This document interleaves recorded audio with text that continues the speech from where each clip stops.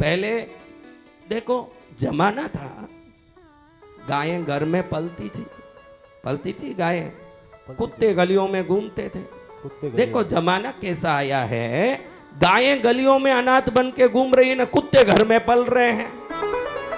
हाँ, कैसे मूर्ख लोग हैं। मैं सोचता हूं कि एक जमाने में हम नींबू को निचोड़ के शिकंजी बना के पीते, जिससे शरीर की गर्मी निकल जाती और शरीर में शीतलता के साथ साथ नींबू में ऑक्सीजन सबसे ज्यादा है।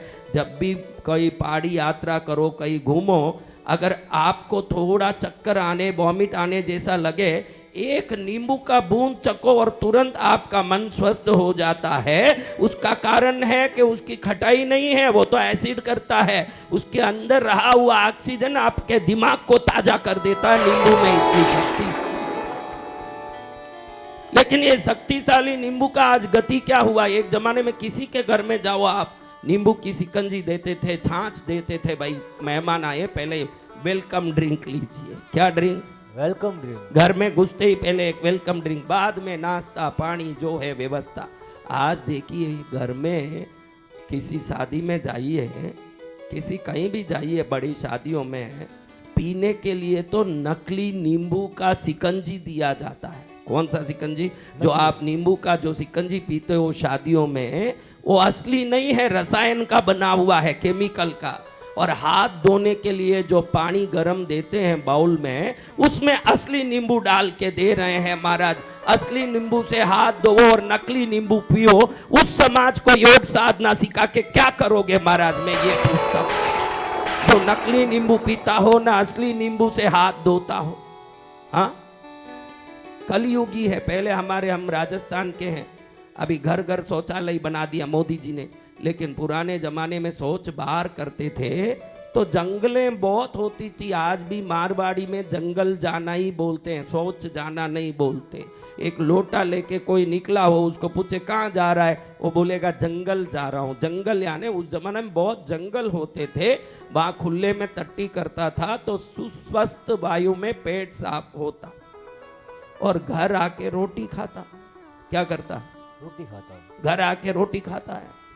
आज कोई आदमी बाहर जाऊं बोले, पहले देखो बाहर जाता था तो टट्टी जाने जाता था लोटा लेके, आता था घर तो क्या समझना? खाना खाएगा। बोल जोर से। रोटी खाएगा। ये रोटी खाएगा। और आज बाहर जा रहा है तो समझना होटल खाने के लिए जाने वाला है। और अचानक घर आ गया तो समझना इसको टट्टी लगा है। पहले टट्टी जाने बाहर जाता था, रोटी खाने घर आता था। अब रोटी खाने गलियों में भटक रहा है ना, टट्टी जाने घर आता है महाराज। सत्य वचन महाराज। हाँ, होटल से सीधा पटापट आएगा, पूछे तो बोले थोड़ा खराब हो गया पेट। खाता ही क्यों है जो खराब करता है? तेरी क्या पत्नी मर गई है? और ये मरी हुई जो बुद्धि रख के चलती है, उन स्त्रियों को भी कहना चाहता हूँ, अपने आलस के कारण अपना और परिवार का स्वास्थ्य को मत बिगाड़ो। आप बोलो मत कि आज संडे है, जिंदगी भर काम करके क्या मैं नौकरानी हूँ, मुझे घूमने ले चलो। ध्यान रखो, घूमने जाओ, फिरने जाओ, कुछ भी मनोरंजन करो, कोई मना नहीं है। लेकिन भोजन आपके हाथ का आपके लिए और परिवार के लिए अमृत होगा और होटल का विष होगा, ये ध्यान रख के चलो।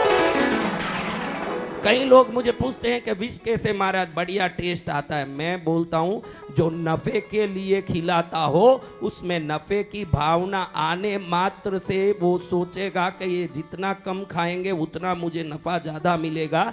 जिसके विचार में ही आपको कम खिलाने की बुद्धि हो, वो विष ही है, वो आपको मारेगा।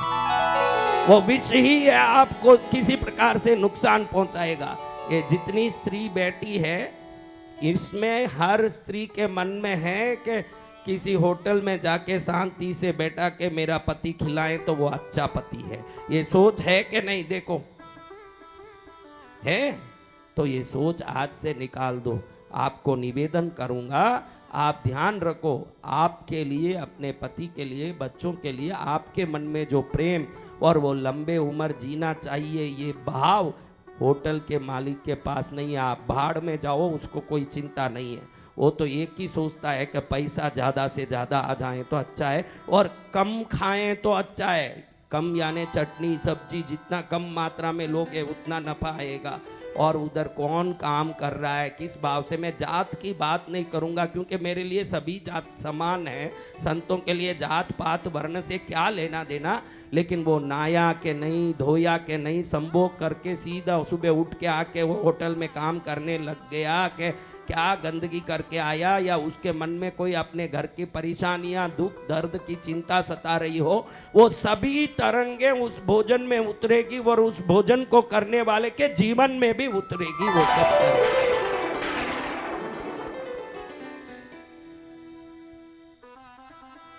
तो आज से लड़ना बंद करना है बहनों। क्या बंद करना है? लड़ना महाराज।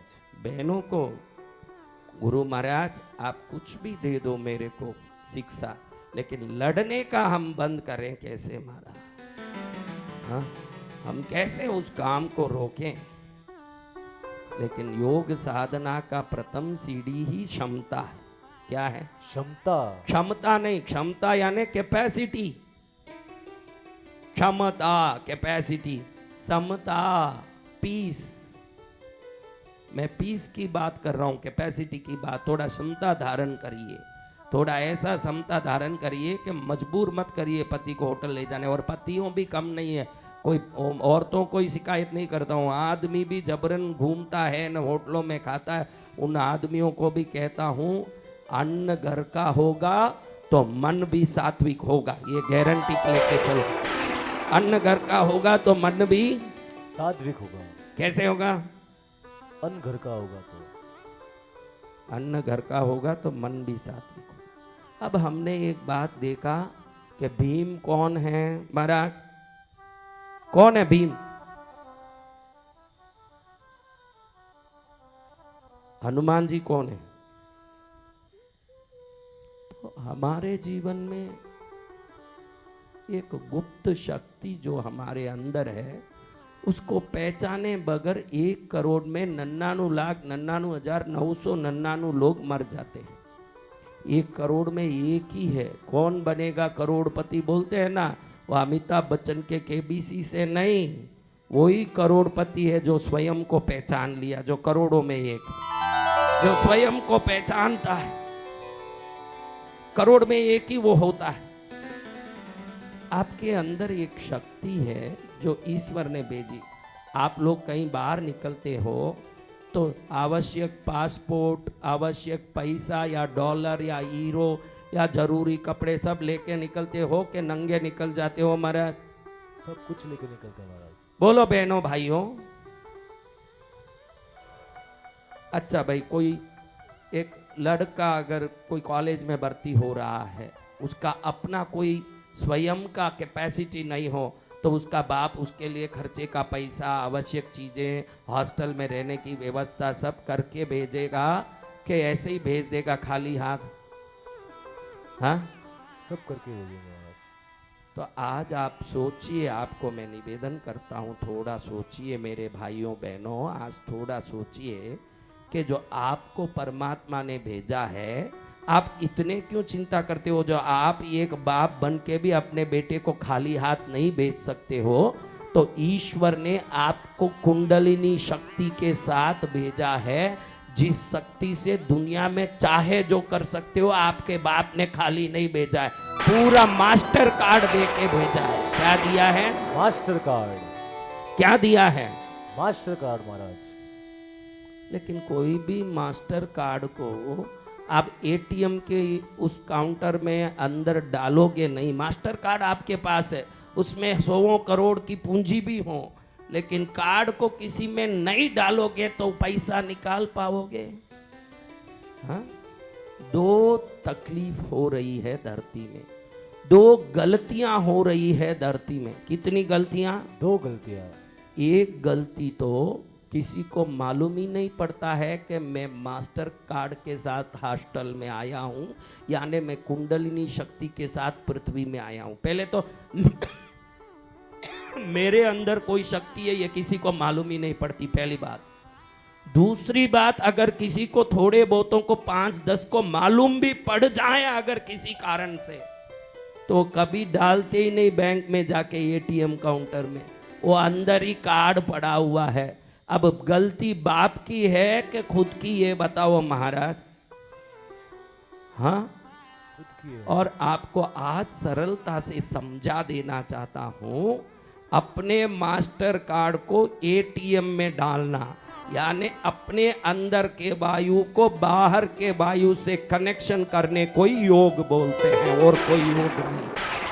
आपके अंदर के हवा को बाहर में ब्रह्मांड में रहे हुए हवा से जोड़ना। किसको?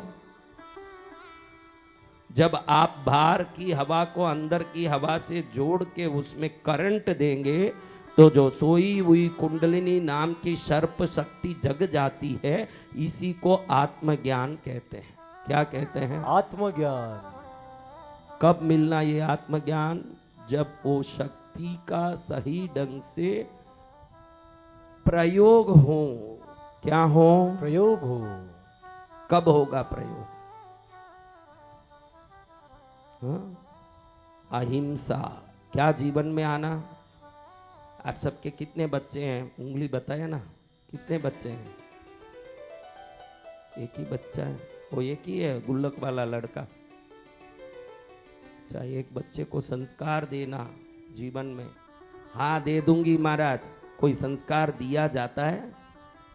कुछ नहीं दिया जाता संसार में। अभी माँ को पूछता हूं कि संस्कार देना, जरूर दूंगी। संस्कार बच्चों में दिया नहीं जाता, हमारे जीवन और आचरण के दर्शन से उनमें संस्कार लाया जाता है, संस्कार दिया नहीं जाता। जो माँ खुद दुष्ट होगी, बच्चे को बोलेगी कि ध्यान रख बेटा, गलती नहीं करना चाहिए, वो गलती करेगा। क्योंकि आपके शिक्षा से नहीं, आपके जीवन से बच्चे सीखते हैं। आपके शिक्षा से बच्चे कभी सीखने वाले नहीं हैं। आपका जीवन। मुझे सुबह बच्ची को, कोमल को मैंने बोला, बेटा सब, वो बोलती है कि गुरुदेव आपसे सब डरते हैं, सब डरते हैं। तो मैंने आज सुबह उसको कहा कि मेरे में कोई क्रोध है नहीं, मेरे में कोई अहंकार आक्रोश है नहीं, फिर सब डरते हैं तो मेरे सदाचरण और जीवन शैली को देख के डरते होंगे कि ऐसे जीने वाले आदमी के पास हमारे से दुरुपयोग, गलती होनी नहीं चाहिए।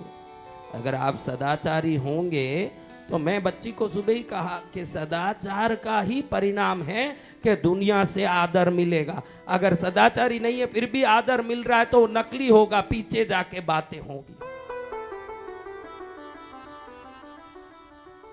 सदाचार अनिवार्य है। अपने बच्चों को, अपने परिवार को सर्वोत्तम बनाना चाहते हो, आप सर्वोत्तम बन जाओ, बाकी सब स्वयं होगा। और आप बोलो कि हम तो भजनानंदी हैं, हम तो श्रेष्ठ हैं, लेकिन बच्चा खराब निकल गया महाराज, तो ध्यान रख लेना, किसी हिरण्यकश्यप के घर से प्रहलाद भी निकल सकता है। हा? किसी बड़े भजनानंदी के घर में कोई रावण भी जन्म ले सकता है।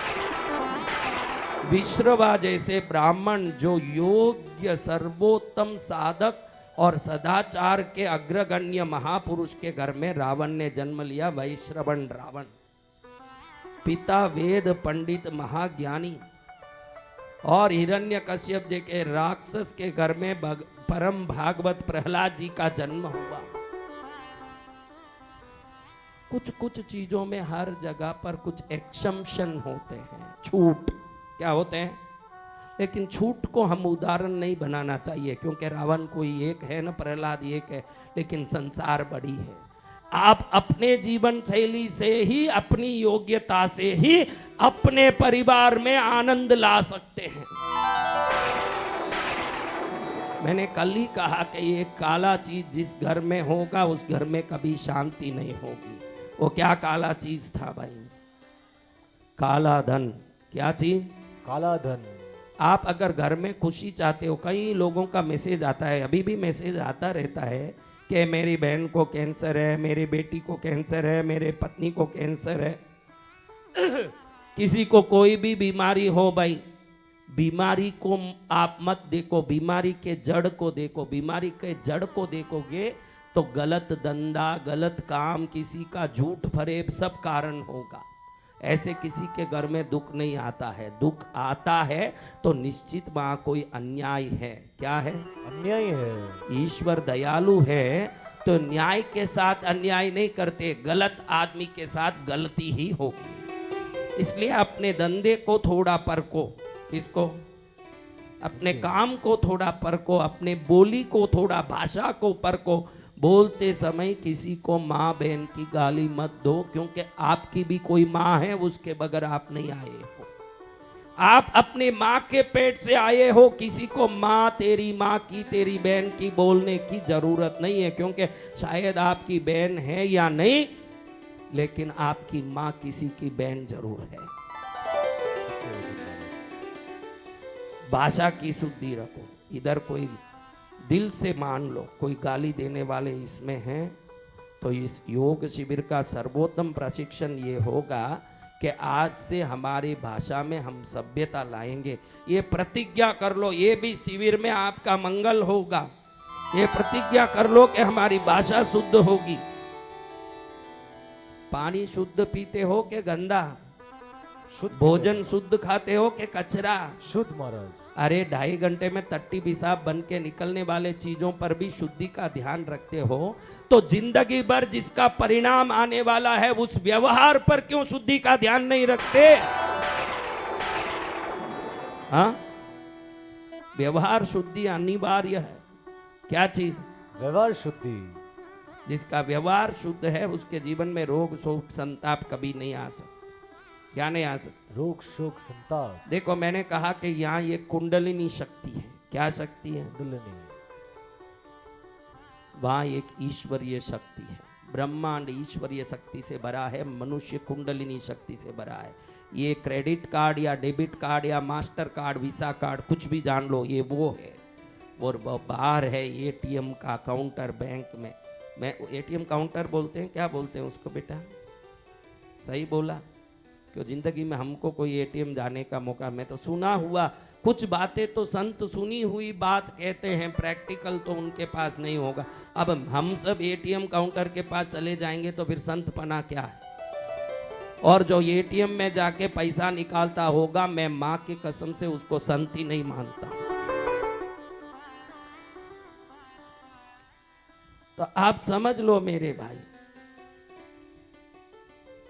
आपको अपनी वायु को ईश्वरीय वायु से कनेक्शन लेना पड़ेगा। किससे कनेक्शन लेना पड़ेगा? ईश्वरीय वायु से। वो बाहर में है, अभी चारों तरफ व्याप्त है। इसी को ब्रह्म कहते हैं। क्या कहते हैं? ब्रह्म। तो इसको लेते लेते जो भाव आ जाता है वही अहम ब्रह्मास्मि है। अहम ब्रह्मास्मि क्या?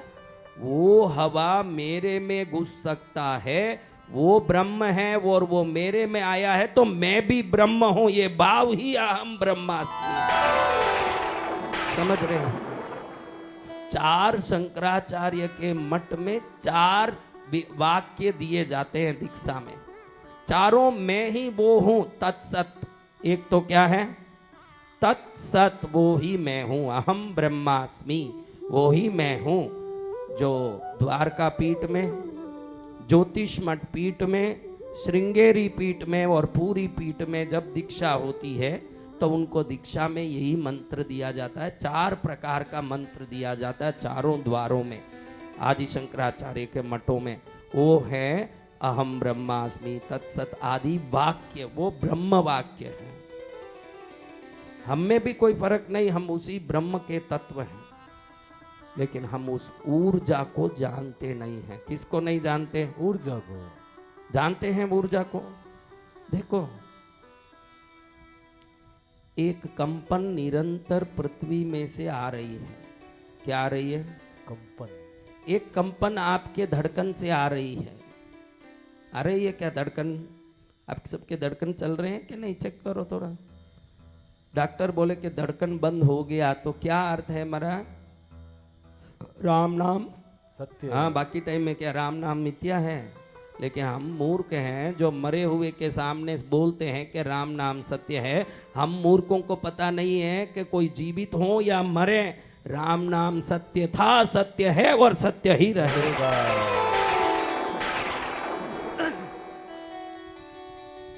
अब आपको मैं पूछना चाहता हूं कि आपने अपनी वायु से, जो चल रहा है वायु से, इसके धड़कन के संबंध के बारे में कभी सोचा है? देखो, आपको जब गुस्सा आता है तो आपकी हवा लेने का तरीका बदल जाता है, श्वास का तरीका। जब श्वास का तरीका बदलता है तो धड़कन कम या ज्यादा तेज होता है। अब बोलो, श्वास और धड़कन का संबंध है कि नहीं? अब याद आ गया, हाँ है महाराज, ये तो है। तो अब गुस्से में धड़कन बढ़ रहा है तो धड़कन को सही कर लोगे तो गुस्सा ही नहीं आएगा। दुख में धड़कन बदल रहा है तो धड़कन को सही करोगे तो दुख ही नहीं आएगा। घबराहट में धड़कन बदल रहा है, धड़कन को सही करोगे घबराहट नहीं आएगा। चिंता में धड़कन बदल रहा है, धड़कन को सही करोगे चिंता ही नहीं आएगा। धड़कन में सब कुछ है तो उस धड़कन को चलाने वाले वायु में और सब कुछ है। किसमें? वायु में। समझ रहे हो? इसीलिए कल इंडेक्स में मैंने एक बात लिखाई थी, उसको पढ़ो। आज मालूम पड़ा कि श्वास ही सब कुछ है। वो जैसे चलता है वैसी चीजों को, किन किन के जीवन में बहुत दुख आया, उठाओ हाथ। सबको, हाँ हम सबका पूरे ही उठा देंगे। क्योंकि पूछे, एक औरत, बहुत सच्ची घटना बता दूं, ये कई बार बताया, आज भी बताता हूँ। 2007 में उधर में बैठ के दर्शन सबको देता था। आज जैसे अब जो दर्शन नहीं देता हूँ, किसी को मिलता नहीं, ऐसा नहीं। बैठा रहता लाइन से, कोई भी आते कुमकुम देता, ताबीज देता, खंडा देता, यंत्र देता। 2007 में सब देता था। तो लाइन में खड़े थे बहुत लोग, पीछे एक बूढ़ी औरत रो रही है। मैंने कहा ये बूढ़ी औरत बहुत मुश्किल से खड़ना होता है और इतना पीछे खड़ी है, तुम सब जवान हो, बाद में लाइन में आ जाना, उसको आगे छोड़ो। मैंने बोला इसको आगे छोड़ दो, बड़ी 80 साल की बूढ़ी है। उसको आगे छोड़ा। क्या हुआ माता जी? पोता मर गया, बेटा मर गया, बचपन में असमय में कोई दुख आ गया, घर की नीलामी हो गई या नुकसान हो गया। अरे बोल दे माता जी, बोल। उम्र ज्यादा नहीं है मेरी, 82 साल की हूं, इसमें बाल गिरता है महाराज बहुत, इसका मुझे बहुत दुख आता। आप कुछ करो, कुछ मेरे को आशीर्वाद दो। ऐसे शर्म आता। मैं क्या नालायकिन, तेरे बाल नहीं गिरेंगे तो क्या 16 साल की बच्ची के बाल गिरेंगे? 82 की तो हो गई, बाल तो क्या गिरे, तू ही गिरने का टाइम आ गया है। बाल तो गिरते गिरते गिरे, तेरा गिरने का टाइम आ गया। अभी नाटक, सच्ची घटना आपको बताऊं, आप जितना हाथ उठा रहे हो ना, आप अज्ञानी हो। क्योंकि दुख दुख नहीं है, दुख को दुख मानना ही सबसे बड़ा दुख है। दुख कोई दुख नहीं है, हमारे मन में उसको दुख मानने की भावना आ गई तो बाल गिरना भी बड़ा दुख है। मैंने देखा अमेरिका में 2 पैर नहीं, 2 हाथ भी नहीं, वो पिंड है खाली शरीर का, पूरा हाथ नहीं, इतना तक नहीं, इतना तक पैर नहीं। अमेरिका में मैं अभी देख के आया हूँ, दोनों पैर दोनों हाथ नहीं, मुंह से ही पेंटिंग करें, पूरा काम करें और लाखों रुपया महीने में कमाएं। जब भी सामने कोई जाए हंसते हुए hello how are you, welcome, hello how are you. हमारी उंगली कट गई, जिंदगी भर मैं उंगली कटा हुआ हूँ, मैं उंगली कटा हुआ हूँ। अरे आपकी उंगली कटी के हाथ कटी, वो तो प्रकृति का काम है, आपने उसको कैसे झेला ये आपका काम है। आपके जीवन में आपने उसको कैसे लिया। हाँ, आराम से पेंटिंग करे, मुंह से ब्रशिंग करे और उसका पेंटिंग कई डॉलरों में बिक रहे हैं और खुश है, एकदम खुश है। मैक्सिमम अपना काम खुद करे, गुड़ बुड़ के भी करे। मैं तो सोचा हे ईश्वर, हमको 2 हाथ दिया, 2 पैर दिया, सलामत से इस योग शिविर में मुझे देखने के लिए आपको आंख दिया, बोलने को मुंह दिया और चलने को पैर दिया, काम करने हाथ दिया, धड़कने के लिए छाती दी और किडनी फेफड़े सब अच्छा दिया। आपको कोई दुख है, पैसे का परेशानी है, उधारी है, तो आप दोनों किडनी मुझे दे दीजिए, 500 करोड़ देता हूँ। दोनों आंख मुझे दे दीजिए, 100 करोड़ दिलवाता हूँ। नाक कान के अंदर के पूरे पुर्जे काट के दे दीजिए, 2 करोड़ दिलवाता हूँ। छाती निकाल के दे दीजिए, 5 करोड़ दिलवाता हूँ। कौन कौन देने वाले हैं वो हाथ ऊंचा करिए। अगर नहीं दे रहे हो तो आप इन बिल्ट 1000 करोड़ लेके आए हो, पहले उसकी खुशी मनाओ आप। जय गुरुदेव। उसका कोई लिमिट नहीं है। भगवान ने जो माल दिया है आपको पता तक नहीं है, 2500 मील तक लंबा हो सके इतनी नालियां सिर्फ हृदय और फेफड़े के पास है। अगर उसकी शिरा को सीधा लंबा करें तो 2500 मील जितना, माइल जितना बड़ा है। 3750 किलोमीटर जितना लंबा नाले डोरे को आपके छाती में लपेट के भेजा है प्रभु ने। आप कर पाओगे? रोज आप हजारों लीटर खून को प्यूरिफाई करके वापस उसको धमनियों में दौड़वाते हो। आप नहीं, ईश्वर इस मशीन में अनंत रूप से उसको निरंतर कर रहे हैं। 1 घंटे के अंदर करीब 600 लीटर खून प्यूरिफाई होता है। अंदाज से बोल रहा हूँ, मुझे अभी याद नहीं। 7200 लीटर 12 घंटे में प्यूरिफाई होता है। 15,000 लीटर प्रतिदिन प्यूरिफाई होता है। आपके घर में, किसी के घर में 15,000 लीटर का टैंक है, ज़्यादा से ज़्यादा 1000 या 2000 लीटर का टैंक होगा पानी का। 15,000 लीटर खून को प्यूरिफाई करके वापस धमनियों में दौड़ाए हैं। लेकिन कभी ये न बोलें कि मैं तेरे लिए ये कर रहा हूँ, मैं उपकारी हूँ। उस भगवान के उपकार के लिए प्रणाम करो कि जो कर रहे हैं आपके लिए काम। मेरे पास ये नहीं है, न मेरे पास वो नहीं है, न मेरे पास यूं नहीं है, न सो हमारे को दुख है। हमको सबसे पहले संतुलित होना पड़ेगा। क्या करना पड़ेगा? संतुलित होना पड़ेगा। संतुलित नहीं है, प्रकृति अलग रूप से चल रही है ना, हम अलग बुद्धि से चल रहे हैं। हम विकृत खाना खाते हैं, विकृत विचार करते हैं। विकृति से वापस प्रकृति में आ जाएंगे तो हमारे जीवन में कोई विडंबना, दुख, चिंता, गड़बड़, परेशानी सब गायब हो जाएगा। फिर जो आपका घर होगा वो फिर घर नहीं होगा। आप बोलोगे घर नहीं होगा तो क्या हमारा, डराओ मत। अरे घर नहीं होगा, जब आप भी प्राकृतिक रूप से जीने लगोगे वो स्वर्ग हो जाएगा आपका। क्या हो जाएगा? स्वर्ग हो जाएगा महाराज। किस किस को घर को स्वर्ग करना है? सभी को करना है महाराज। स्वर्ग से सुंदर, सपनों से प्यारा है मेरा दरबार। स्वर्ग से सुंदर, सपनों से प्यारा है मेरा परिवार। जहाँ मेरी माँ बैठी है, पद्मावती माँ बैठी है। जहाँ मेरी माँ बैठी है, पद्मावती माँ बैठी है। सर देखो, मैंने कहा ना, बच्चों को सिखाया नहीं जाता, बच्चे हमारे जीवन से सीखते हैं। इसको किसी ने पुष्प रखना सिखाया क्या? आज देखो, मैंने बोला ना, हाथों हाथ उदाहरण मिल गया। हम लोग रोज पुष्प चढ़ाते हैं, वो देखता है तो वो पुष्प चढ़ाने लगा। सिखा के नहीं, आप अपने जीवन से ही अपने बच्चों को श्रेष्ठ बना सकते हो। बच्चे श्रेष्ठ बनना जो भी चाहें, खुद श्रेष्ठ बने पहले, ये जरूरी है। खुद श्रेष्ठ बने, बच्चे स्वतः ही श्रेष्ठ बनेंगे। हाँ, लेकिन इसका बाप तो कभी फूल नहीं चढ़ाया, वो मुझे देख के चढ़ा रहा है। आप ये मत सोचना कि उसके माँ बाप दोनों एकदम व्यवस्थित हिरण्यकश्यप और उसकी पत्नी टाइप के हैं। ये प्रहलाद अलग टाइप के आए हो तो वो मेरे कारण आए हैं। आप पक्का लिख के रख लो, हिरण्यकश्यप को देखो ना, इसको देखो। लेकिन उसकी पत्नी कयादू तो परम भागवत थी, नारद जी के आश्रम में रही और गर्भ में ही नारद जी ने ज्ञान दिया तो प्रहलाद जी का जन्म हुआ। इसकी पत्नी तो उसमें भी नहीं है, दोनों बराबर हैं एक दूसरे के।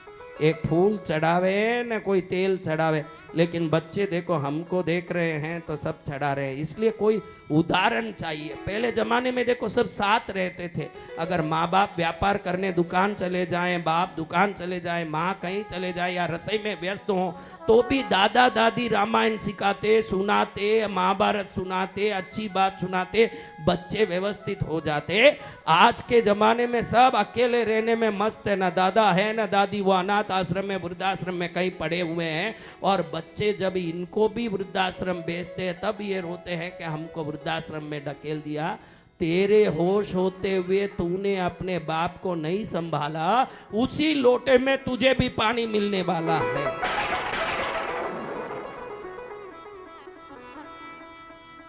तो मारो। देखो वो बच्चे को ही लेके भाग गया।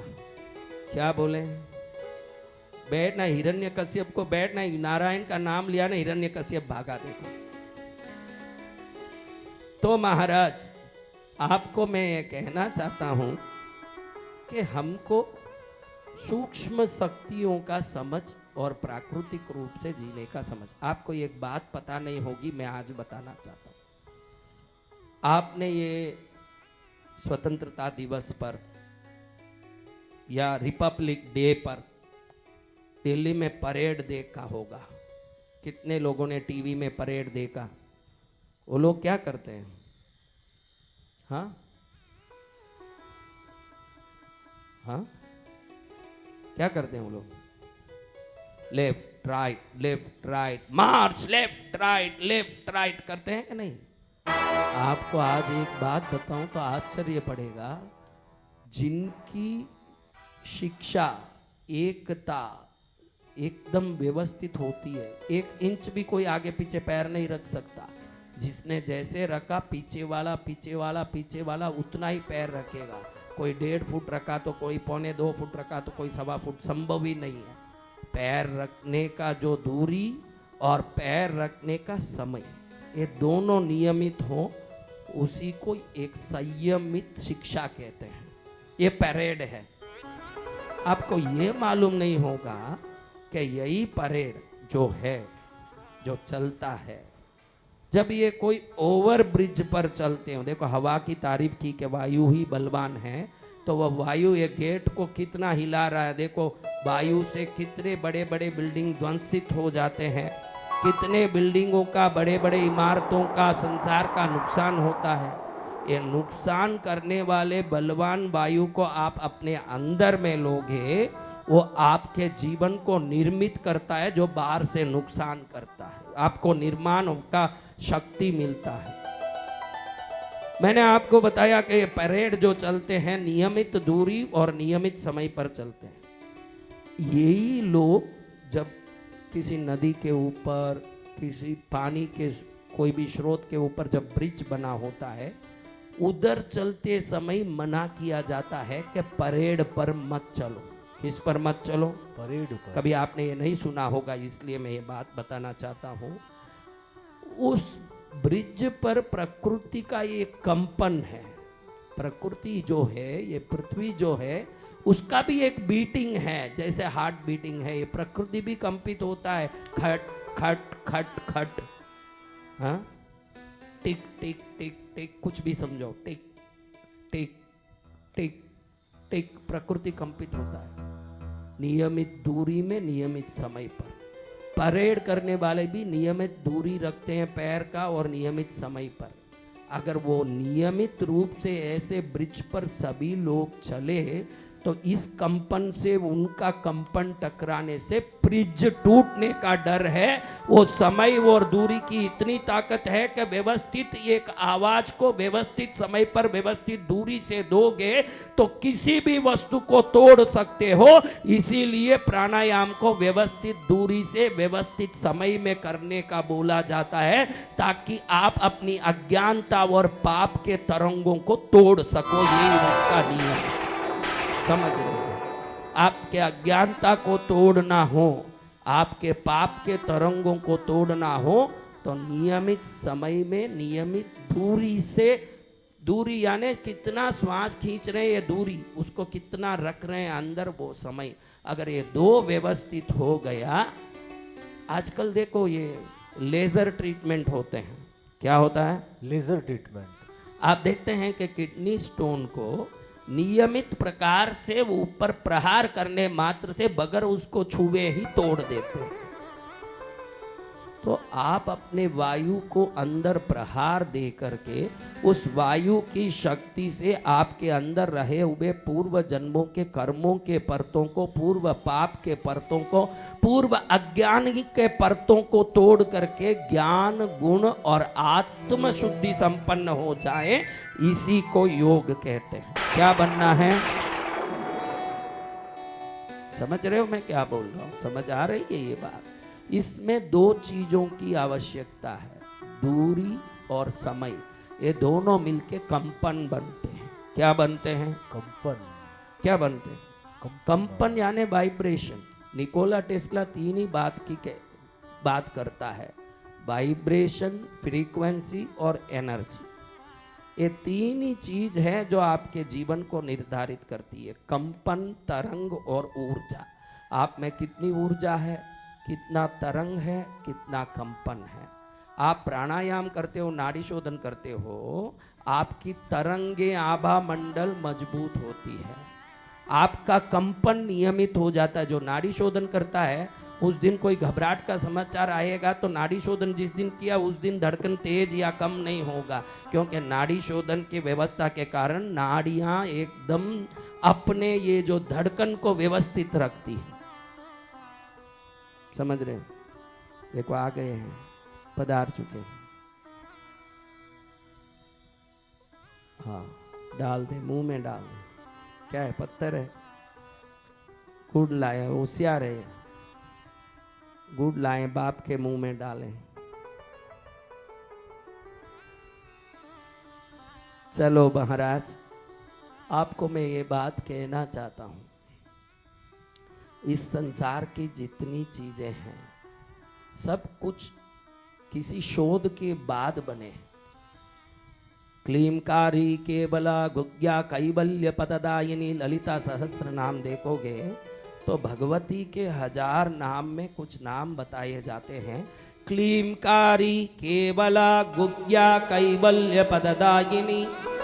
क्लीमकारी, क्लीम बीज कामराज बीज है। क्या बीज? कामराज बीज। कोई भी नपुंसक आदमी जिसको पुत्र नहीं हो रहा हो, वो जब क्लीम क्लीम क्लीम क्लीम क्लीम क्लीम क्लीम क्लीम, मैं बोलूं जैसे, मैं क्लीम कंठ से नहीं बोल रहा हूं, आपका आवाज आता सुनाई देगा लेकिन कंठ से नहीं बोल रहा हूं, मैं दाढ़ से बोल रहा हूं क्लीम, तभी वो काम करेगा। मेरे गुरु ने सिखाया कि दाढ़ से कैसे बोला जाता है। देखो कंठ से आ रहा है क्या आवाज? क्लीम क्लीम क्लीम क्लीम क्लीम क्लीम, दाढ़ से बोल रहा हूं, ये आवाज दाढ़ से निकलता है। मैंने बोला ना, दुनिया की सबसे बड़ी शक्तिमय जगह कहाँ है?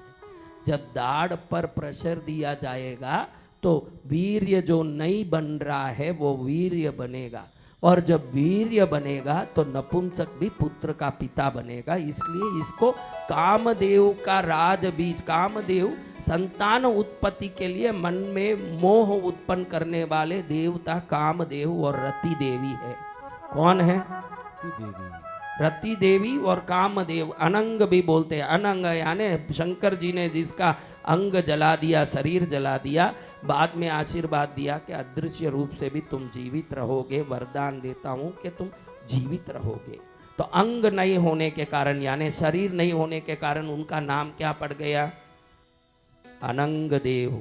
अनंग देव, ये अनंग बीज भी बोलते हैं, कामराज बीज भी बोलते हैं, जिसमें पौरुषता कम हो, मर्दानगी कम हो, पुरुषता कम हो, वो लोग दाढ़ से बोलना नहीं आता हो तो भी क्लीम क्लीम क्लीम क्लीम क्लीम क्लीम क्लीम क्लीम समय दे के दूरी का बराबर एक अंदाज से चुटकी जितना समय रख के क्लीम क्लीम क्लीम क्लीम क्लीम क्लीम बोलते रहेंगे तो जो पुरुषहीनता है वो समाप्त होकर पौरुषत्व बढ़ेगा। और जिसको पुत्र प्राप्ति नहीं हो रहा है ये पुत्र प्रदान करता है। तो ये भगवती का बीज क्लीमकारी केवला गुज्ञा कैवल्य पददायिनी भगवती श्री मात्रे महाराज्ञी श्रीमत् सिंहासनेश्वरी चितग्निकुंड संभूता देव कार्य समुद्भवा उद्यत सहस्राभा छलन मीना बलोचना। भगवती के नामों में क्लीमकारी क्या माँ सब में विकार डालती है? विकार नहीं, वो प्रकृति है। संसार निरंतर पुनः जीवित होने में से चलता है। अगर सब लोग मर जाएं, कोई नहीं रहे, उसको संसार कहेंगे? तो संसार किसे कहेंगे? जिधर पुनः एक संतान की उत्पत्ति होती है।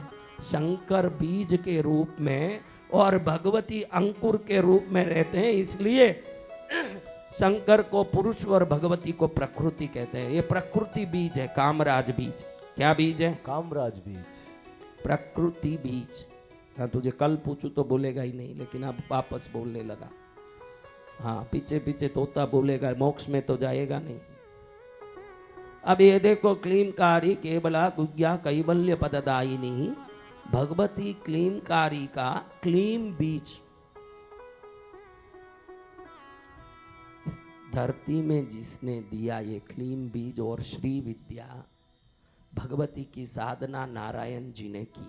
किन्होंने किया? नारायण जी ने। नारायण भगवान विष्णु ने भगवती जगदम्बा की साधना की। साधना करते समय सोचा कि शक्ति आ रही है इस साधना में। उन्होंने देखा कि शक्ति का बीज स्रोत भगवती के शरीर से क्लीम का तरंग निकलता है। क्या तरंग? क्लीम का तरंग। मैंने कल ही बताया कि गुरु पुत्र गुरु समान। सुना ना आपने? अंशी का गुण अंश में होगा। तो नारायण जी ने देखा कि भगवती की शक्ति मेरे ऊपर आएगी तो मैं भगवती का अंश बनूंगा, अंशी का गुण अंश में आएगा। तो उन्होंने देखा कि क्लीम क्लीम क्लीम क्लीम क्लीम क्लीम क्लीम क्लीम क्लीम क्लीम क्लीम। उस समय वो तरंगे घोड़े की तरह उनके ऊपर आते दिखे। कैसे दिखा? घोड़े की तरह आते दिखे। उनको लगा कि जो घोड़ा हिनहिनाट करता है, ये हिनहिनाट नहीं है। घोड़ा अश्विनी मुद्रा से वायु को आगे ढकेलता है तो वो वायु क्लीम बन के आगे जाता है। इसलिए शेर थोड़ी देर दौड़ के थक जाता है, हाथी थोड़ी देर दौड़ के थक जाता है, ये घोड़ा कभी नहीं थकता है। तो इनको समझ आया कि भगवती ये क्लीमकार से मेरे में शक्ति भेज रही है, इसीलिए भगवती को हम शक्ति कहते हैं। शिव और शक्ति कहते हो कि नहीं? कहते हैं। ये शक्ति क्लीम रूप में, रीम रूप में भगवती में है। रीम माया है, क्लीम कामराज बीज है। समझ नहीं पड़े तो भी सुनो, आपके लिए फायदाकारी है। शायद आपको ये उच्च कोटि की बातें शायद दिल में न घुसे, लेकिन ये समझने जैसा है, क्योंकि योग साधना में यह अनिवार्य है। कंपन और तरंग क्या चीजें? Vibration and frequency. जितने मंत्र हैं सब वाइब्रेशन और फ्रीक्वेंसी से चलते हैं। और इसके बारे में बात करने वाले संत बहुत दो चार ही रहे होंगे, कोई है नहीं। सब विभिन्न कथा जरूर करते हैं, लेकिन इस बात को हम समझ लेना जरूरी है कि नारायण ने जब देखा कि घोड़े की हिनहिनाट से इस शब्द का, इस तरंग का समानता है, और मैं अंशी से अंश बनने वाला हूँ, यानी भगवती से शक्ति लेने वाला हूँ, और वो शक्ति घोड़े के तरंग के रूप में आ रहा है, तो मुझे घोड़े के रूप में बनना चाहिए। किस रूप में बनना चाहिए? घोड़े के रूप। ये देवी भागवत है, श्रावण में सुनोगे ये पूरा। ये देवी भागवत है, इसको श्रावण में कौन आने वाला है वो सुनने वाला है। श्रावण में लीला तू आएगी, और क्या चाहिए? हाँ मेरी बेटी लीला, सावन हो के भादवा हो, कुछ भी हो आ जाती है। आज तक एक कार्यक्रम छोड़ा नहीं है और बराबर आके बैठ जाती है।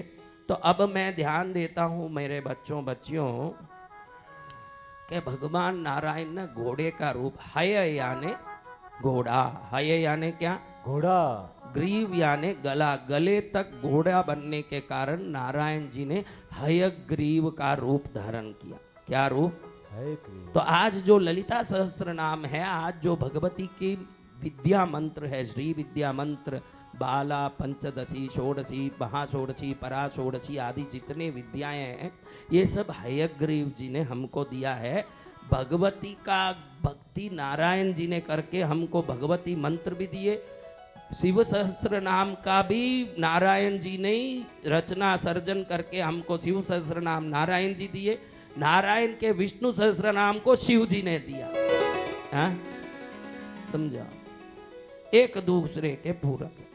अभी ये क्लीम बीज से हयग्रीव जी ने क्लीमकार की शक्ति दी, तो हयग्रीव जी देखते हैं घोड़े में ये शक्ति है। तो आप जब भी क्लीम बोलते हो तो घोड़ा जैसा शक्ति प्राप्त करते हो। क्या प्राप्त करते हो? घोड़ा जैसा शक्ति। देखो इस संसार में जितने भी मोटर बनते हैं उसको एलिफेंट पावर से, लायन पावर, टाइगर पावर से तोला जाता है कि हॉर्स पावर से? हॉर्स पावर से महाराज। यानी हॉर्स की शक्ति मोटर को कंटिन्यू चलाने वाले जैसी शक्ति है।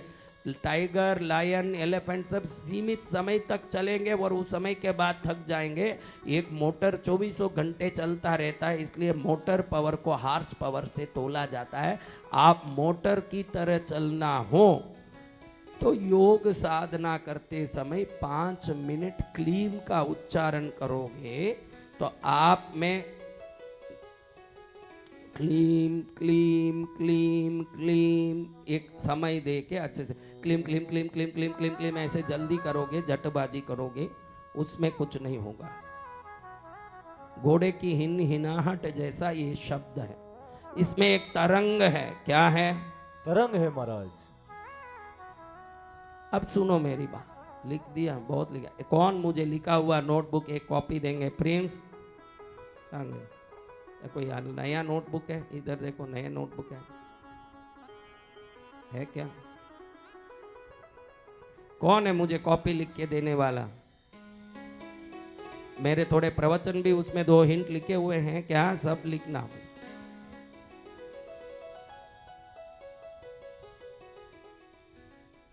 भाई नए नोटबुक कॉपी आनंद योगम के 5 कॉपी है क्या? कहाँ ले आओ। कौन कौन लिख के देने वाले हैं?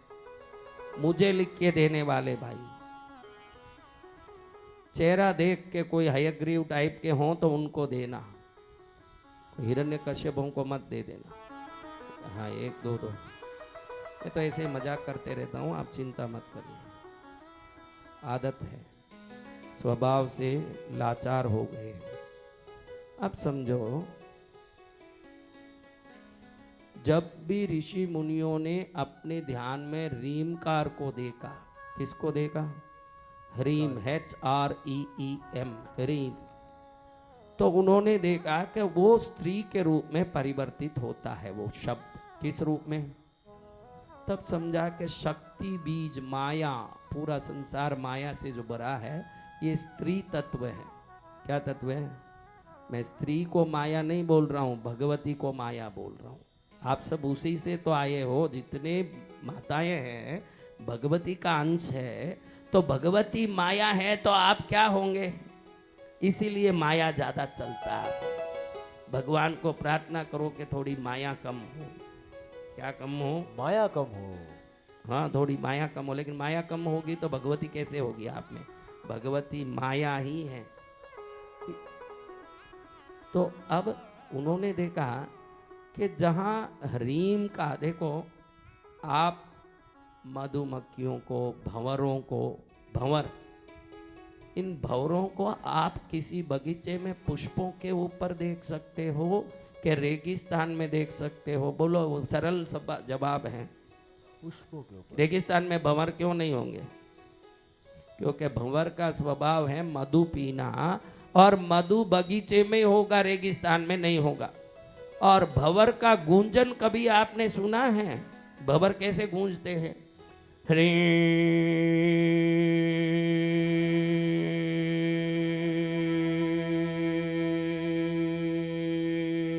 एक गूंजन निरंतर चलता है, यही रीमकार है। ये इसीलिए श्रीशैलम 12 ज्योतिर्लिंग में, अगर श्रीशैलम ज्योतिर्लिंग आंध्रा में है, कौन गए हैं श्रीशैलम ज्योतिर्लिंग?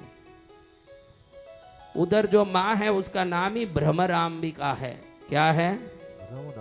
कुछ पता है नहीं? मेरे बोलते हाँ हाँ भ्रमराम्बिका है, कुछ है मालूम तो है नहीं। नाटक पूरा है, सब जानते हैं हम महाराज। मैं भी कुछ नहीं जानता हूँ, जितना भगवती ने बोला, जानने की बात तो समुद्र जितनी है, हम कहाँ बूंद पकड़े उसमें। तो भगवती का नाम है भ्रमराम्बिका। क्या नाम है? भ्रमराम्बिका। ये सब आप देवी भागवत में सावन में आओगे तो सब हयग्रीव की कहानी, फिर वो तो ऐसे लीन हो जाते हैं कि फिर उनके धनुष को वो युद्ध करते हैं हयग्रीव जी, फिर उस धनुष को दीमक लगा के तोड़ना पड़ता है। वो अवतार समाप्त करने के लिए, लेकिन तोड़ते समय वो जो धनुष का जो नान है वो हयग्रीव जी के गर्दन उड़ा देता है। क्या कर देता है? गर्दन उड़ा देता है। तो देवी भागवत में कथा आता है कि नारायण का गर्दन उड़ता है तब घोड़े का गर्दन लगाया जाता है। क्या गर्दन लगाया जाता है? घोड़े का गर्दन लगाया ये हयग्रीव अवतार, ये देवी भागवत में आता है। देवी भागवत सुनना मन को प्रसन्न करने वाला, शांति देने वाला, जीवन को उद्देश्य को पूर्ति करने वाला। मनुष्य जन्म ईश्वर का स्मरण करने, स्वयं को विकसित करने, स्वयं को सर्वोत्तम बना के मुक्त होने मिला है। तो समय समय पर अच्छे तीर्थों में, अच्छे संतों के चरण में सत्संग करके मन को प्रसन्न करना चाहिए। हाँ, नए नए टेक्निक सिखाएं वो जगह में नहीं, जहाँ दैवत्व का आराधना भक्ति होता हो वो भाई हम ये योग सिखाएंगे, ये एक्सरसाइज सिखाएंगे। योग हो, साधना हो, उपासना हो या आराधना, वहाँ पवित्रता और दैविकता भी साथ जुड़ी हो तो मन निर्मल होगा और निर्मल मन ही मुक्ति का अधिकारी है। कौन सा मन? निर्मल मन। हाँ, मन निर्मल होना चाहिए। विभिन्न प्रशिक्षण आप करो, लेकिन आपका मन निर्मल नहीं हुआ तो आप प्रशिक्षण करते ही रहोगे, विकास नहीं होगा। क्या नहीं होगा? विकास नहीं हो पाएगा। तो महाराज आप सबको मैं बता रहा हूँ कि इस रीमकार को ऋषि मुनियों ने देखा तो देखा जैसे घोड़ा क्या आवाज करता है महाराज। घोड़ा क्या आवाज करता है? क्लीन। क्या आवाज करता है? क्लीन।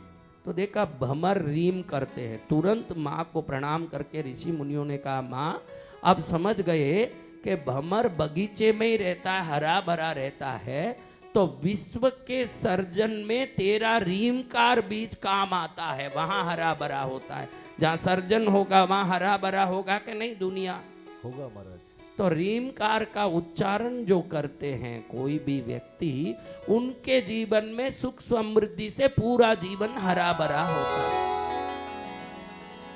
अगर रीम से ये पूरी प्रकृति बगीचा हरा भरा होता है तो ऋषि मुनियों ने ये रीम को माया बीज बोल के भगवती के बीज के रूप में दिया। किसके बीज के रूप में? भगवती के रूप। पद्मावती हो, भुवनेश्वरी हो, इन देवी जगदम्बा का मूल बीज है रीम। कुछ नहीं करते हुए एकाक्षरी विद्या रीम का पारायण कोई करते जाए। रीम क्या पारायण? रीम। रीम रीम, वो जगह पूरा समृद्धि से, सुख से, आनंद से भर जाएगा। कई लोग आके कहते हैं कृष्णगिरी जैसे तीर्थ का जो रचना है ऐसा कहीं नहीं देखा। तो हम उनको कहते हैं ये छोटा स्थान है, इससे बड़े बड़े तीर्थ दुनिया में बहुत है, लेकिन यहाँ आते ही जो शक्ति महसूस होती है, जो एनर्जी महसूस होता है, जो वाइब्रेशन फ्रीक्वेंसी महसूस होता है, ये भगवती होने के कारण है। कौन होने के कारण? भगवती होने के कारण। शिव मंदिर में कभी भी जाओ, आपको संसार नश्वर है, प्रभु ही शाश्वत है, ये ज्ञान आएगा। शिव मंदिर में, शिव मंदिर में मुक्ति के भाव आएंगे। क्या भाव आएंगे? मुक्ति के। नारायण के मंदिर में आपको अपने कर्तव्य का भान आएगा। क्या भान आएगा? मुक्ति का भाव नारायण में नहीं आएगा, वो सात्विक देवता है, आपको जीना कैसे चाहिए ये विवेक देते हैं नारायण। मुक्ति का ज्ञान देते हैं शंकर, और भक्ति का प्रभाव देती है भगवती। इसलिए कृष्णगिरी कोई भी आए, उनके नालायकों के मन में भी भक्ति जागृत हो जाता है। क्या जागृत हो जाता है? भक्ति। भक्ति भगवती देती है। कौन देती है? भगवती। तो ऐसी भगवती को प्रणाम करके, नमस्कार करके आपको आत्मलिंग स्थापना का शिक्षा देना है। क्या शिक्षा? आत्मलिंग स्थापना का। आत्मलिंग कैसे स्थापित होगा? अगर आत्मा में ही लिंग हो जाए तो उसको लेके चल सको, इतने आपका जीवन पवित्र है क्या, ये देख लेना है। जीवन शैली सुधारना है। भाई भगवान मेरे शरीर में आ गए, लेकिन मैं हूँ दुष्ट बाणासुर। प्रभु तो बाणासुर के भी बड़े ही प्रार्थनीय हुए, ये अलग बात, लेकिन हमको कैसे ये सिद्धि पानी? और मैग्नेटिक मेडिटेशन करना है। क्या मेडिटेशन? Magnetic meditation. किस किस को मैग्नेटिक मेडिटेशन करना है? सभी ये को दो करना है चीजों अभी 3 दिन में सीख के अपने अपने घर जाना है। कभी याद आए तो इस गरीब साधु को याद भी कर लेना, नहीं तो भी चलेगा, लेकिन अपनी क्रिया को बराबर करते रहना। अपनी क्रिया व्यवस्थित रखना। अगर क्रिया व्यवस्थित रखे तो गुरु साथ में है। गुरु याद करने से साथ में नहीं है, दिए हुए क्रिया को पालन करने से गुरु की कृपा बनी रहती है। हमारे जी महाअवतार बाबा जो हिमालय में आज हजारों वर्षों से जीवित है, वो कहते हैं मैं उनके साथ नहीं हूँ जो मेरा स्मरण करते हैं, मैं उनके साथ हूँ जो मेरे दिए हुए क्रिया को करते हैं। जय गुरुदेव। तो महाराज तो दी हुई क्रिया करनी, लेकिन आज एक छोटी सी क्रिया करेंगे। मैं 3 दिन में तो सब सिखा दूंगा, अंतिम दिन में इसका क्रम बना के दे दूंगा कि कैसे करना है, क्योंकि अभी तो एक एक सीख रहे हैं, कोई आगे हो सकता है कोई पीछे।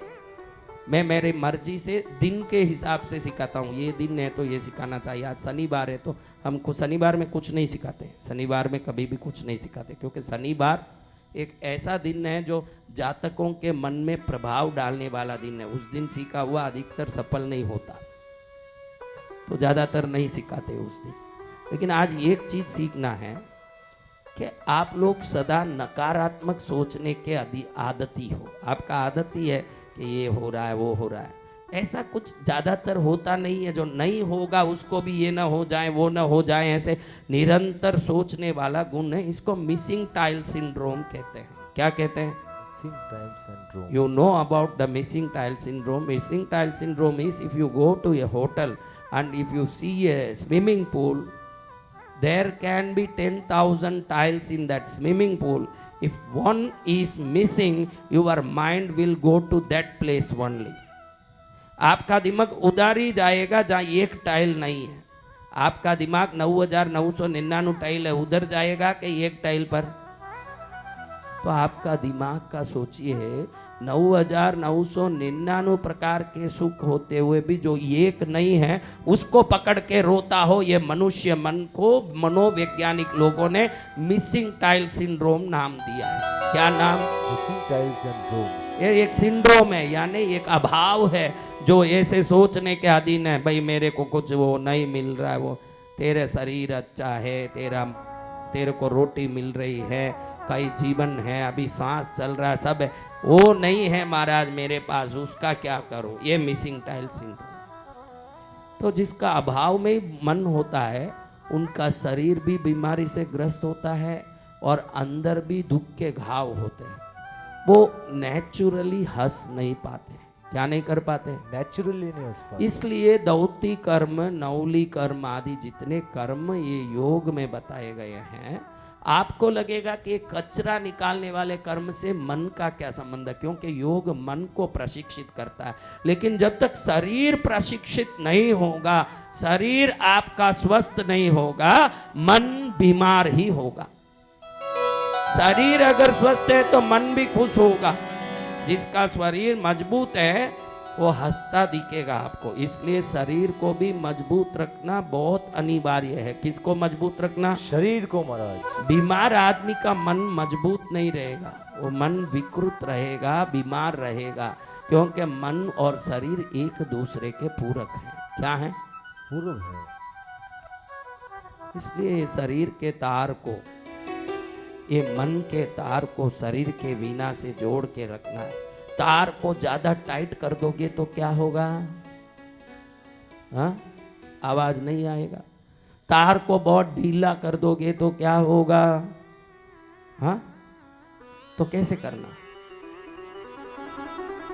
प्राणायाम से मन शरीर को संतुलित रखना। शरीर रूपी वीणा को, मन रूपी तार को पुर्जा रूपी प्राणायाम से संतुलित रखना ही संगीत है जीवन का। जीवन का संगीत वही है। ये संगीत नहीं बज रहा है तो समझना कहीं तार ढीला है या तार बहुत टाइट है। समझ रहे हैं? इसको संतुलित करना, उस वायु को अपने वायु से, बाहर के वायु को अंदर के वायु से जोड़ना। किस वायु को? बाहर के वायु को अंदर के वायु। हाँ, बाहर के वायु को अंदर के वायु से जोड़ना। ब्रह्म की शक्ति से व्यक्ति की शक्ति जुड़ जाए, पर ब्रह्म से स्वयं जोड़ना ही ब्रह्म की अनुभूति है। बहुत सरल है लेकिन करना बड़ा कठिन है। सुनने में सरल ही लगता है। प्रहलाद जी वापस आए हैं।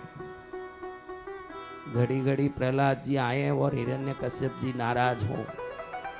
यही तो नारायण की लीला है।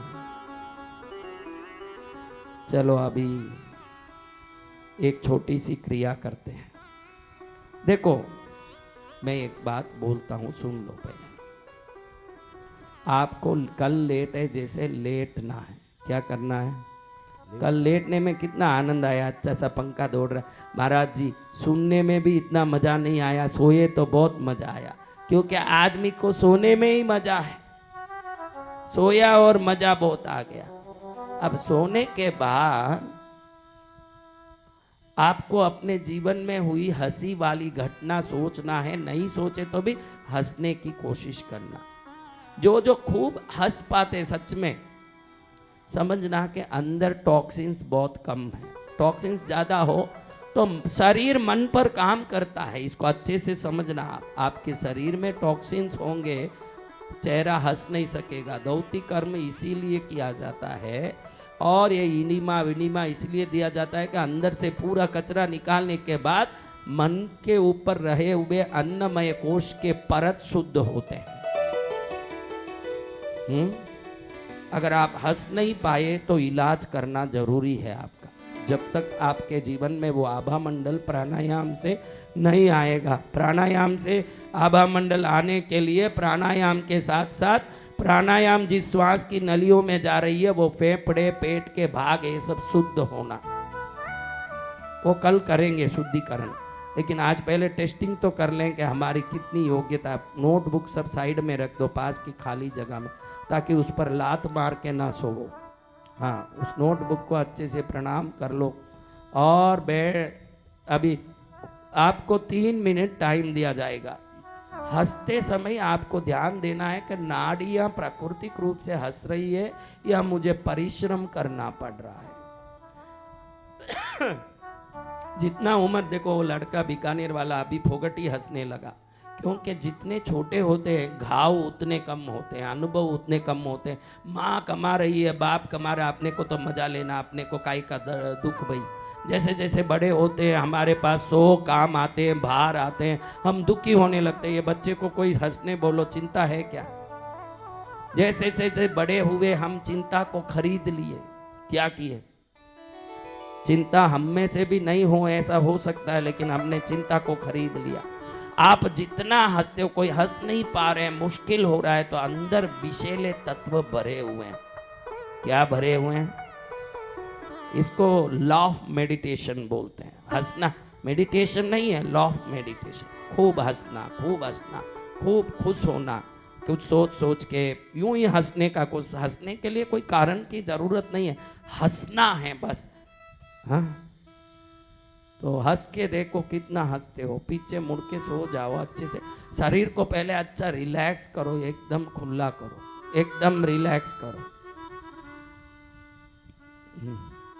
क्योंकि मैं उस तरफ सिर इसलिए रखने बोलता हूँ, इधर भगवती भी बैठी है, हम सब बैठे हैं, इधर पैर करोगे।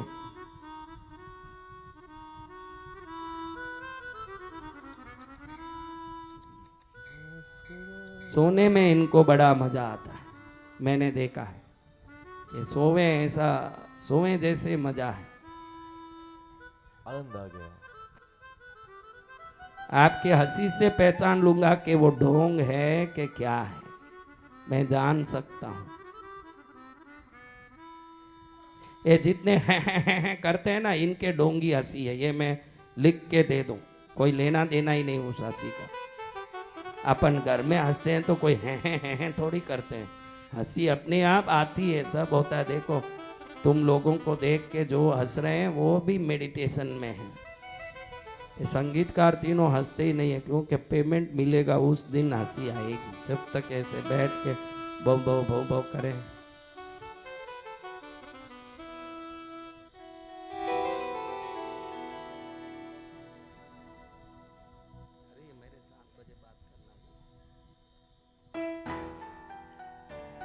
मुस्कुराने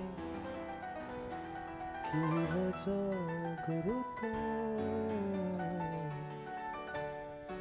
ओ भजन गाने की वजह गुरु तो, ओ जिया लागे ना लागे ना लागे ना बिन आपके जिया लागे ना लागे ना लागे ना बिन आपके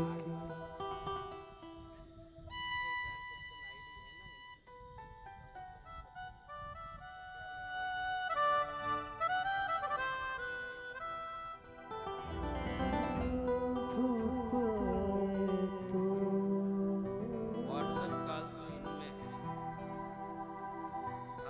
ओ मुस्कुराने की वजह गुरु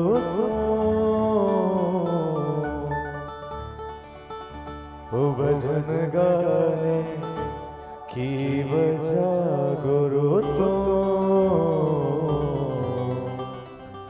ओ जिया लागे ना लागे ना लागे ना बिन आपके जिया लागे ना लागे ना लागे ना बिन आपके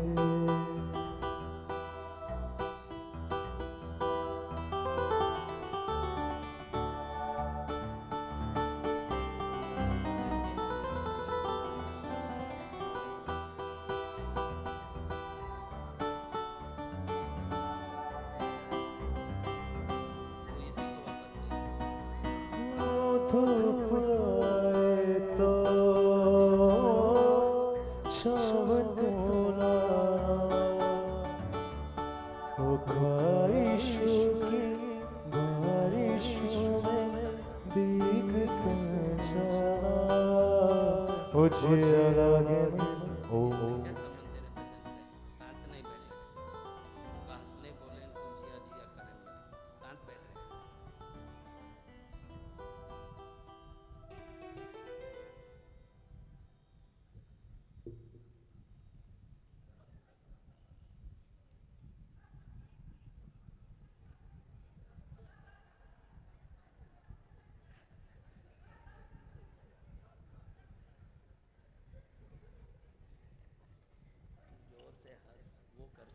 हा हा हा हा हा हा हा हा हा हा हा हा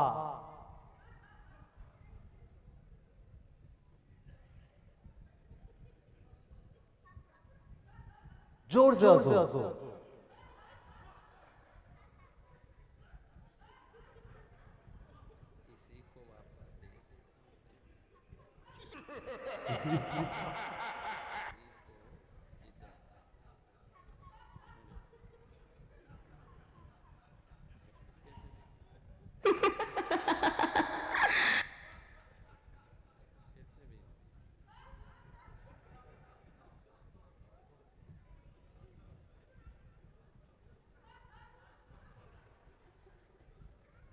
हा हा हा हा हा हा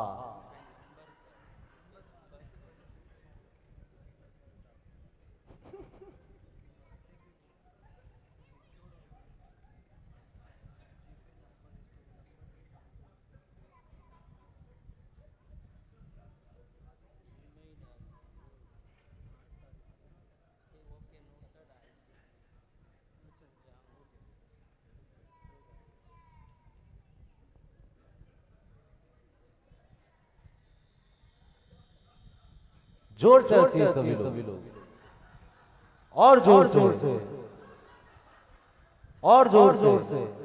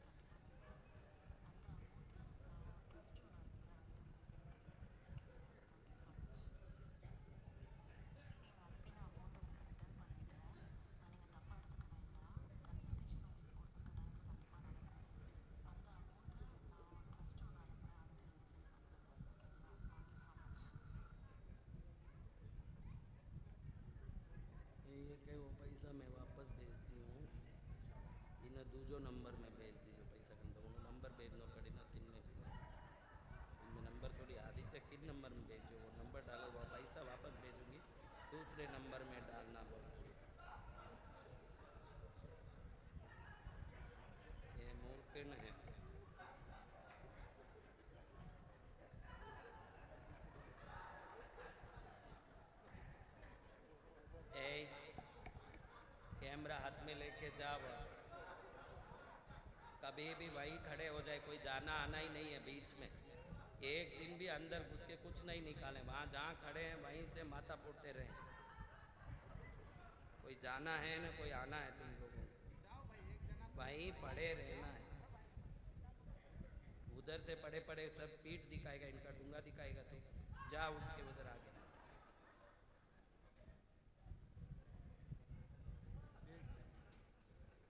ए इनको दिखा रे, ए बाबा इनको दिखा, मेरे को मत दिखा, मैं ही दिख रहा हूँ यहाँ लाइव में, यहाँ से देख रहा हूँ ना भाई, दिख रहा है। हाँ हाँ हाँ, ये सब देवियाँ,